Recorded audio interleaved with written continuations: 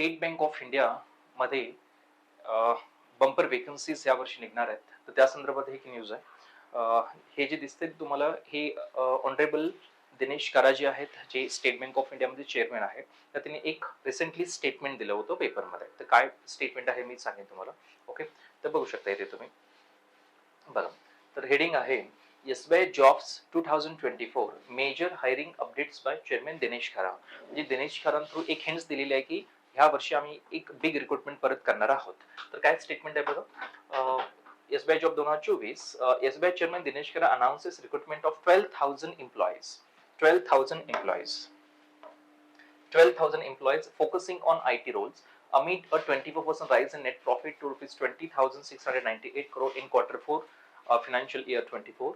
The bank aims to provide training and exposure to new hires. म्हणजे याचा अर्थ असा आहे की simply state bank of India मध्ये मोठ्या प्रमाणात रिक्रुटमेंट केली जाणार आहे. तर ह्या वर्षी ते म्हणतात की 12,000 पेक्षा जास्त एम्प्लॉईज आम्ही रिक्रूट करणार आहोत आणि ती प्रोसेसमध्ये असेल. म्हणजे प्रोसेसिंग इन अ प्रोसेस म्हणतात. म्हणजे एवढी रिक्रुटमेंट निघेल. कारण प्रत्येक वर्षी जर तुम्ही एसबीआयचा नंबर काढला तर 10,000 रिक्रुटमेंट तरी कमीत कमी होते. तर एसबीआय क्लर्कच्या जागा प्रत्येक वर्षी अराउंड 8,000च्या आसपास तरी येतातच. आता गेला मागच्या वर्षीचा रेकॉर्ड तुम्ही जर काढला तर, आणि पीओ जर विचार केला तर एक 2,000च्या आसपास लमसम जागा असतात. म्हणजे याचा अर्थ असा आहे की 10,000 फिक्स त्याचे रिक्रुटमेंट निघलेत मागच्या वर्षी. तर ह्या वर्षी त्याचे रिक्रुटमेंट परत वाढलेत. ओके, म्हणजे ह्या वर्षी वाढतील असं ते म्हणतायत. म्हणजे या मागच्या वर्षी त्यांनी 139 नवीन ब्रँचेस काढले होते असं ते सांगत होते, आणि ह्या वर्षी त्यांना परत 300 नवीन शाखा काढायच्या आहेत. म्हणजे काय की जर 300 नवीन शाखा ते काढत असेल तर मागच्या तुलनेत या वर्षी जास्त काढायला लागले, तर एम्प्लॉईज पण जास्त लागतील, नवीन एम्प्लॉयमेंट असणार आहे. जे रिटायर्ड होतील त्या ठिकाणी नवीन पोझिशन्स हायर केल्या जातील. म्हणजे ह्याचा अर्थ असा आहे की रिक्रुटमेंट त्यांच्या वाढत आहेत. इंडियामधली स्टेट बँक ऑफ इंडिया ही अशी बँक आहे ओके, ज्यांच्या सर्वात जास्त शाखा आहेत. अराउंड 23,000 प्लस त्यांच्या शाखा इथे बघायला मिळतील तुम्हाला भारतामध्ये. आणि जर फॉरेन मध्ये पण त्यांच्या शाखा आहेत, अराउंड 23 to 24,000 नक्की शाखा त्यांच्या तुम्हाला भारतामध्ये बघायला मिळतील टोटल वर्ल्ड मध्ये. इंडियामध्ये त्यांच्या 23,000 शाखा आहेत असं ते म्हणत होते. ओके, म्हणजे तसं एक स्टेटमेंट आहे. म्हणजे जर तुम्ही कम्प्लीट काउंट केला तर अराउंड 23,000 to 24,000 मध्ये त्यांच्या शाखा आहेत. आणि भारतातले हा सर्वात जास्त शाखा असणारी बँक आहे. ओके, कारण जी पंजाब नॅशनल बँकेची 2 नंबरची मोठी बँक म्हटली जाते, त्यांचे अराउंड शाखा 13 ते 14,000च्या आसपास तुम्हाला गावतील. म्हणजे ह्याच्यापेक्षा कित्येक कमी गावतील तुम्हाला. तर मी म्हणेन की यांच्या आसपास पण कुठल्या बँका नाहीये तेवढ्या यांच्या शाखा वाढलेल्या आहेत, आणि यांचा टर्नओव्हर पण तेवढा आहे, त्यांचा रेव्हेन्यू पण आहे. ओके, भारत सरकारची सगळ्यात मोठी बँक असंही म्हटलं जातं. ओके, तर मी म्हणेन की स्टेट बँक ऑफ इंडिया एक करिअरसाठी फार प्रोग्रेस देणारी चांगली बँक आहे. आणि मी म्हणेन की तुम्ही अदर बँक्सपेक्षा एसबीआय मध्ये जर का जॉईन करत असाल तर नक्कीच एक डेफिनेटली त्याचे गुडविल आहे, त्याचा बेनिफिट तुम्हाला नक्की होऊ शकतो. ओके, तर स्टेट बँक ऑफ इंडियामध्ये नक्कीच ह्यावर्षी 12,000 प्लस जागा निघतील असं म्हणू शकतो, कारण त्यांनी स्वतः स्टेटमेंट दिलेलं आहे. आणि प्रत्येक वर्षी त्यांच्या जागा निघतातच, ह्याच्यामध्ये काही दुमत नाहीये. तर ही जी जाहिरात आहे ही अपेक्षित आहे ऑक्टोबर-नोव्हेंबरच्या आसपास कधीही बघायला मिळेल तुम्हाला. आता आयबीपीएसचं कॅलेंडर चालू झालेलं आहे, आयबीपीएसच्या एक्झाम्स असतील. जसं आयबीपीएसच्या एक्झाम्स कमी होतील तसं यांच्या मे बी पुढे कॅलेंडर येईल आणि यांच्या एक्झाम्स होऊ शकतात. ओके, आता पुढे बघा, मला इथं काय काय सांगायचं आहे की तुम्हाला एक्झाम पॅटर्न वगैरे इथं सांगायचं की परीक्षा आली तर याची क्लर्कची परीक्षा कशी होते, पीओची कशी परीक्षा होते. आता ह्या व्हिडिओमध्ये मी तुम्हाला ज्युनियर असोसिएट, त्याला क्लर्क म्हटलं जातं, त्यांचा एक्झाम पॅटर्न कसा असतो हे मला इथं सांगायचं आहे. ओके, तर बघा, तर सर्वप्रथम एसबीआय जर तुम्ही क्लर्क साठी इच्छुक असाल, त्या क्लर्कला त्या पोस्टना ऑफिशियली ज्युनियर असोसिएट असं म्हणतात. ते म्हणजे क्लरिकल पोस्ट आहे. ज्युनियर असोसिएट किंवा क्लर्क दोघांचा अर्थ एकच आहे. आता सर्वप्रथम यांची प्रिलिम्स होईल जर का एक्झाम निघाली तर. आता प्रिलिम्स मध्ये काय असतं, सेम जसं आयबीएसचा पॅटर्न आहे, काही फरक नाही, फक्त यांची परीक्षा वेगळी व्हायला लागली. यांचा इतिहास तुम्हाला मी थोडक्यात सांगायचा प्रयत्न करतो आणि मग आवडल्यास आपण ह्या याच्यावरती जाऊया.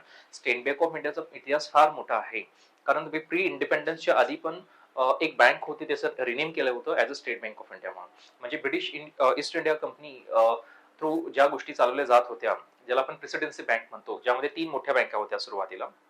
ओके, एक होती बँक ऑफ बेंगाल, एक होती बँक ऑफ मद्रास आणि एक होती बँक ऑफ बॉम्बे. बेंगालला कलकत्ता म्हटलं जात होतं. तर ह्या तिन्ही बँकांचं मर्जिंग झालं होतं 1921 मध्ये. ओके, त्यावेळच्या गव्हर्नमेंटने केलं होतं, म्हणजे ब्रिटिश गव्हर्नमेंटने असं म्हणूया. 1921 ते 31 पर्यंत ही जी बँक होती मग भारताची सेंट्रल बँक होती. लक्षात ठेवा, इम्पेरियल बँक ऑफ इंडिया, त्यांचं रिनेम केलं गेलं मर्जिंग करून. तर इम्पेरियल बँक ऑफ इंडिया ही भारताची सेंट्रल बँक होती 21 ते 31 पर्यंत. देन पुढे मग RBI reserve bank of India act pass झाला 34च्या दरम्यान, पुढे 35 ला आरबीआय आली. तर 1949 ला आरबीआयचं नॅशनलायझेशन झालं, कारण आरबीआय पण सुरुवातीला प्रायव्हेट बँक होती. ओके, ही काही गव्हर्नमेंट बँक नव्हती. तर अगेन 1 ऑफ जानेवारी 1949 ला आरबीआयचं नॅशनलायझेशन झालं. देन ज्यावेळेला आपल्याला इंडिपेंडन्स मिळालं, तेव्हा आपल्या गव्हर्नमेंटने वापस काय केलं की ही जी इम्पिरियल बँक ऑफ इंडिया होती त्यावेळेची सगळ्यात मोठी बँक, ओके, सगळ्यात मोठी व्यापारी बँक, तर याचं रिनेम केलं गेलं, कारण हा ब्रिटिश टॅग होता, राईट. तर तिने म्हटलं की या बँकेचं नाव चेंज करूया, तर इम्पिरियल बँक ऑफ इंडियाचं रिनेम केलं गेलं as a state bank of India म्हणून, आणि ती तारीख होती 1 जुलै 1949 ला. तर 1 जुलैला बरेच महत्त्वाचे दिवस साजरे केले जातात, जसं की स्टेट बँक ऑफ इंडिया दिवस साजरा होतो, बँकर्स डे साजरा होतो, चार्टर्ड अकाउंटंट डे साजरा होतो, डॉक्टर्स डे साजरा होतो. तर ही तारीख एक्झाममध्ये कुठे ना कुठे आलेली आहे जुन्या पेपरमध्ये, तर हे तुम्हाला माहिती असावं. आणि एसबीआय जेव्हा स्थापन झालं त्याच्या असोसिएट बँक्स पण होत्या सुरुवातीला.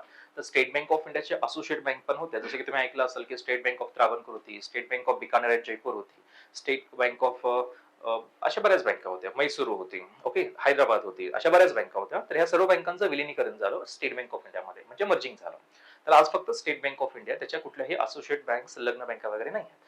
तर स्टेट बँक ऑफ इंडिया भारतामध्ये हे माहिती असो तुम्हाला सर्वात जास्त ग्रामीण बँकांना स्पॉन्सर करते, अराउंड 13 ते 14 ग्रामीण बँकांना ही बँक स्पॉन्सर करते, फार मोठी बँक आहे. ठीक आहे. आता इथे आपल्याला समजून घ्यायचं की स्टेट बँक ऑफ इंडियामध्ये जर आपल्याला क्लर्क बनायचं असेल तर कशा पद्धतीने बनता येतं, म्हणजे काय यांचं एक्झाम प्रोसेस असते वगैरे, आपण समजून घ्यायचं. ही जाहिरात कधीही अपेक्षित आहे पुढच्या 2-3 महिन्यामध्ये. ओके, तर बेटर असेल की तुम्ही त्याचा अभ्यास आतापासून चालू करा, कारण ज्यावेळेला जाहिरात येते तेव्हा मुलं जागे होतात आणि अभ्यास चालू करतात. पण लक्षात ठेवा, जाहिरात आल्यानंतर 1 महिन्याचाही तुमच्याकडे वेळ नसतो आणि त्यावेळेला एक्झाम क्रॅक करणं अवघड होऊन जातं. ठीक आहे, तर आपण यांचा एक्झाम पॅटर्न समजून घेऊया. बघा, तर सर्वप्रथम तुमची प्रिलिम्स होईल. तर प्रिलिम्सला तुमचे 3 विषय असणार आहेत, बरोबर आहे. कुठले कुठले विषय आहेत सांगायचे? एक आहे इंग्लिश, एक आहे न्यूमेरिकल एबिलिटी आणि एक आहे तुमच्याकडे इथं रिझनिंग. म्हणजे इंग्लिश, न्यूमेरिकल एबिलिटी आणि रिझनिंग हे 3 विषय आहेत. इंग्लिश असतं 30 क्वेश्चन 30 मार्क्स, रिझनिंग असतं अगेन 35 क्वेश्चन 35 मार्क्स आणि रिझनिंग असतं 35 क्वेश्चन 35 मार्क्स. म्हणजे सिम्पली गणित 35 question 35 marks, reasoning 35 question 35 marks आणि इंग्लिश 30 क्वेश्चन 30 मार्क्स. म्हणजे असं धरा, एक क्वेश्चन 1 मार्काला आहे, 100 क्वेश्चन आहेत तुमचे, 100 मार्क्स आहे आणि वेळ तुम्हाला 60 मिनिटं आहे. सेक्शनल वेळ आहे. याला 20 मिनिटं, याला 20 मिनिटं, याला 20 मिनिटं. म्हणजे सेक्शनल वेळेमध्येच तुम्हाला हे सॉल्व्ह करायचं आहे. कारण 20 पेक्षा जास्त वेळ तुम्हाला इथं नाही घालणार. ओके, हे लक्षात आलं असेल. आणि जर तुमची ही एक्झाम क्लिअर झाली, हे तुम्ही पास झाला, तर तुम्ही सेकंड स्टेजला इलिजिबल बनताय, ज्याला आपण मेन्स म्हणतो, ज्यावरती कंप्लीट तुमचं सिलेक्शन आहे. कारण ह्या पदाला इंटरव्ह्यू होत नाहीत, कारण क्लरिकल पद आहे, राईट. तर बघा, तर पुढे मेन एक्झाम असेल तुमची, तर मेन एक्झामला तुम्ही इथे बघू शकता, तुम्हाला अगेन जसं बाकी एक्झामचे मेन्स आहे, ह्याच्या आधी पण मी व्हिडिओमध्ये डिस्कस केलेले आहेत, वेगवेगळ्या एक्झामचे मेन्स वगैरे, सेम तसंच आहे यांचे पण, फक्त एक्झाम वेगळी व्हायला लागली एवढंच. तर अगेन बघा, याच्यामध्ये एक आहे जनरल आणि फायनान्शियल अवेअरनेस. जनरल आणि फायनान्स, जनरल म्हणजे लाईक करंट अँड ऑल सगळं म्हणू शकता, फायनान्स म्हणजे लाईक बँकिंग अँड फायनान्स वगैरे. तर असे तुम्हाला 50 क्वेश्चन 50 मार्क्स आहेत, 35 मिनिटं ह्याला वेळ असेल. इथं इंग्लिशला 40 क्वेश्चन दिले, 40 मार्क्स आहेत, 35 मिनिटं वेळ आहे. अगेन त्याच्यानंतर ह्याच्यामध्ये बघू शकता तुम्ही क्वांट म्हणजे गणित असं म्हणू शकता. गणिताला तुम्हाला इथे 50 क्वेश्चन आहेत, अगेन 50 मार्क्स आहेत आणि वेळ तुम्हाला इथे किती दिलेला आहे? 45 मिनिटं वेळ दिला, बरोबर आहे. आणि रिझनिंग एबिलिटी आणि कॉम्प्युटर असं म्हटलेलं आहे. रिझनिंग एबिलिटी आणि कॉम्प्युटर हे दोन्ही सेक्शन एकत्रित असतात, पण मी तुम्हाला ऑलरेडी सांगितलेलं आहे रिझनिंगची क्वेश्चन इथं तुम्हाला बघायला मिळतात. कॉम्प्युटर हा सेक्शन इथं अगेन निग्लिजिबल आहे. तर टोटल 50 क्वेश्चन असतात त्याचे आणि 60 मार्काचा वेटेज आहे. म्हणजे तुम्ही समजू शकता 190 प्रश्न आहेत आणि अगेन मार्क्स किती आहेत सांगायचे? 200 मार्क्स आहेत आणि वेळ तुम्हाला दिला इथं अगेन किती मिनिटाचा? 2 तास 40 मिनिटाचा. तर ह्या पद्धतीने तुमचा हा पेपर होणार आहे. तर नक्कीच तुम्ही याची तयारी करू शकता, कारण ह्याच्या पुढे इंटरव्ह्यूज वगैरे काही नसतात. फार सुंदर अपॉर्च्युनिटी आहे. जसं की तुम्हाला माहिती असावं, स्टेट बँक ऑफ इंडियामध्ये अरुंधती भट्टाचार्य ज्या आधी एक चेअरपर्सन आहेत एसबीआयच्या, ज्या आधी चेअरमन होत्या, तर त्या एसबीआय मध्ये पीओ म्हणून लागल्या होत्या. स्टेट बँक ऑफ इंडिया त्यांचं डिजिग्नेशन पीओ होतं. 1986 बॅचच्या दरम्यान त्यांचं काहीतरी जॉईनिंग आहे. तर त्यानंतर त्या पुढे एक्स्ट्रॉर्डिनरी त्यांचं काम, त्यांचा परफॉर्मन्स, सगळ्या गोष्टी बघत त्यांचं प्रमोशन झालं आणि जेव्हा ते रिटायरमेंट स्टेजला होत्या, तेव्हा ते एसबीआय मध्ये त्यांचा जो रोल होता तो चेअरमॅन होता. म्हणजे त्या स्टेट बँक ऑफ इंडियाच्या चेअरमॅन होत्या. म्हणजे एक सिंपल पीओ सारखा साधा ऑफिसर, जो सुरुवातीला कुठला अनुभव न घेता आपण परीक्षेमध्ये जातो, परीक्षा पासून जातो, तर ही व्यक्ती त्या ऑर्गनायझेशनच्या चेअरमॅन पदापर्यंत पण जाऊ शकते. म्हणजे सिम्पली जर का तुम्ही कमी एज मध्ये लागला, अगेन परफॉर्मन्स चांगला असेल, तुमचा सर्व्हिस पिरियड जर का तुम्हाला चांगला गावला, तर डेफिनेटली तुम्ही ह्या पदांपर्यंत पण जाऊ शकता. कारण नॉर्मली सगळे जे ऑफिसर्स बनतात ते काही चेअरमॅन बनत नाहीत. कारण चीफ मॅनेजर, डीजीएम, जीएम ह्या पदापर्यंत जाऊन नॉर्मली रिटायर्ड होतात. पण त्याच्यापुढे जे बॉडीज बनतात, बोर्ड ऑफ डायरेक्टर असतील, त्याच्यामध्ये सीईओ असतील, सीएमडी असतील, किंवा सगळ्यात टॉपचे व्यक्ती म्हणजे चेअरमॅन. तर ह्या सर्व पदांपर्यंत तुम्ही जाण्याची पॉसिबिलिटीज वाढतात, पण त्यासाठी तुमचं परफॉर्मन्स अँड ऑल ह्या सगळ्या गोष्टी चांगल्या असणं गरजेचं आहे. तर मी म्हणेन की आता चेअरमॅन ह्या गोष्टी तुमच्यासाठी काही महत्त्वाचं नाही आहेत. आता तुमच्यासाठी पहिला महत्त्वाचं आहे की एंट्री कशी मारायची डिग्री भरून. तर ते असतं क्लर्क आणि ते आहे पीओ. तर तुम्ही ह्या एक्झामचा विचार करा. ओके, तर ह्या नोटिफिकेशन लवकरच अपेक्षित आहेत. तुम्ही अभ्यास चालू ठेवा. जसं नोटिफिकेशन येईल तसं मी तुम्हाला अपडेट्स देईन. तोपर्यंत आपण इथं थांबणार आहोत या व्हिडिओमध्ये. Okay, thank you.